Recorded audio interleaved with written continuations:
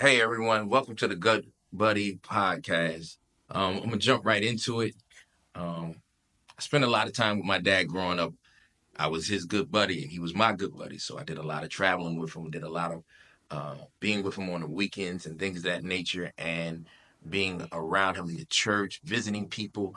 One of the best things, though, that I think came from it was that when I got into the barbershop, um, I realized as a young man at that point in time that I had something really special because of the way people viewed our relationship.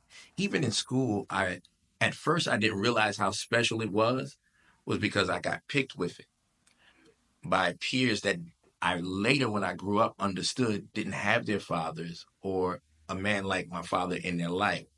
And so I used to get picked with all the time. And they used to say, because I would always say my daddy. And so people to this day say, well, how's your daddy doing? Because Dale, remember when Dale used to say my daddy?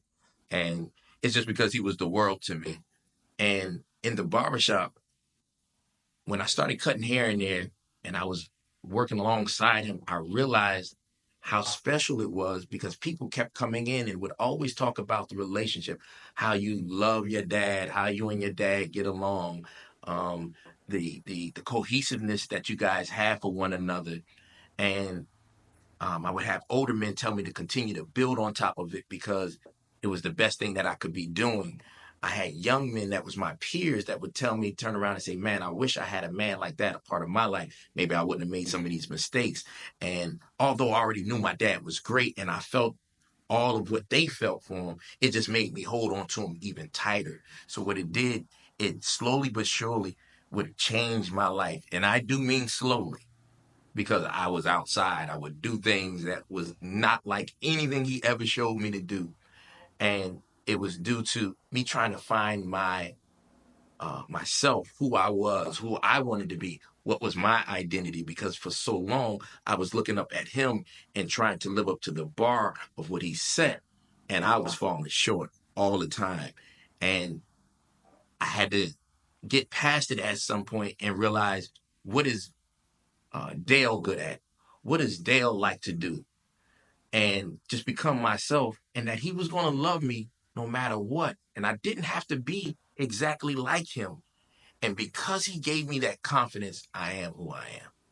So there's a few questions that I just want to ask you um, about your journey and your journey in grooming me to be the man that God would want me to be and the son that you could be proud of. Um, one of the questions I would have: what was your motivation when it came down to having a son and parenting me, particularly?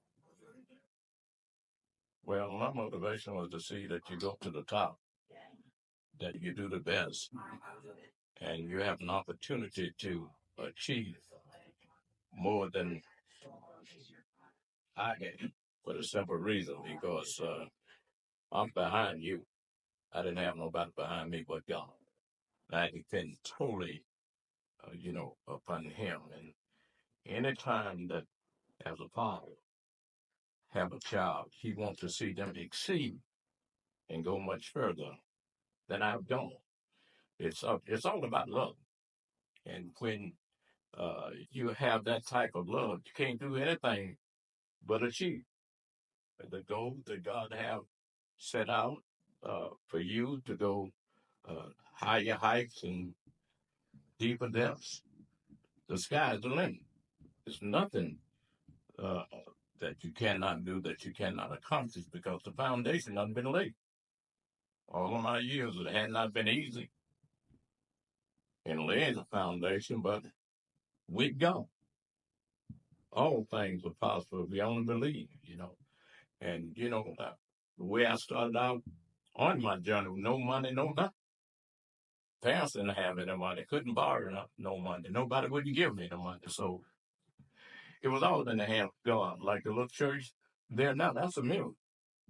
With no money and nothing involved, no organization or nobody. Nobody but God. And I'm a believer that if you trust in God and put it in God's hand, don't put it in his hand and go back and say, I'm going to change. If you put it in God's hand, God will see you through. And he has. And I just want to let you know, as a young minister and whatnot, it's going to be some rough roads ahead. There's going to be some bumps in the road. But that's only temporary. But when it bumps in the road, you'll be able to overcome that. It's kind of like automobiles. You know, a lot of times the shocks wear out. You have to put new shocks in order to get a smooth ride. Sometimes we have to go back and evaluate ourselves, our lives. And it's kind of like uh, where we come short, just like new shocks, and you'll be able to ride smoothly. And all things, being honest with God, because that's it. And God don't see you through for the simple reason it's not about the dollar. I didn't have any money. And like now, a lot of your churches, they have commercialized. Everything is all money. Yeah, we need money, but money is not it. But if you take care of God's business, money and everything else will be in that. And that's how I've gotten where I am today. 55 years there at Mount Sinai, and 6 years before, about 71 years all told. When I was out there, assistant pastor on other people. But God has seen me through all the bumps in the road that I've had. I've been able to get up. I may fail out, but I was able to get up. Uh, like Muhammad Ali said one time, the guys, the one like on one news report say, "I seen you get knocked down." Ali say, "No, you did. No, you did." He said, "Yes, I did." "No, you didn't. No, you did." He said, "I got up so fast you didn't see that." So, in other words, when you're knocked down, don't walk. You get up and start all over again, because God is a forgiving God and give everybody a chance. But I believe in standing strong, stern, and I don't like this life today. I'm old school, and everybody don't, but I love everybody. You gotta love everybody. Uh, but I have a stand today, and this is what uh, we need: having a standard, uh, not giving to just any little thing. Who was your who motivated you? Who did you see growing up? Who did you want to aspire to be like or to do some things like? Who encouraged you as a young guy? Well, the work ethics came from my father. I have to give him credit. Uh, you know, wasn't educated, but it came from him, his work ethics, because you couldn't live in the bed unless you were sick. You had to get out of the bed. But one of my greatest inspirations was Uncle Hop. That was my mother brother with, he had dry cleaners in Buffalo, uh, three houses, and one in Charlotte. So he was a great inspiration to me. And when I would go to Buffalo to preach, he would always be there. He used to call me Shop Top. And he kept nice cars and he dressed nice because he worked. He had a plan. I often say if you fail a plan, you plan to fail. You need a plan. Young people need a plan. I had a plan. And I got accustomed to uh, saving when I first came here. Take a little saving bond, $5 a week, and put it away and don't touch it. But you got to have a plan. So that was one of my great inspirations, Margaret Hofford. And then going into the military, that was another thing. That was another challenge. Being there and found out being in the Navy was one of the most prejudiced part of the armed forces that any man could even be in. It was one of the last ones. They only wanted you to be cooks and death routes. You know, every now and then they would put one in technology, one of the technical trades, but as a whole, they wanted us to be surgeons.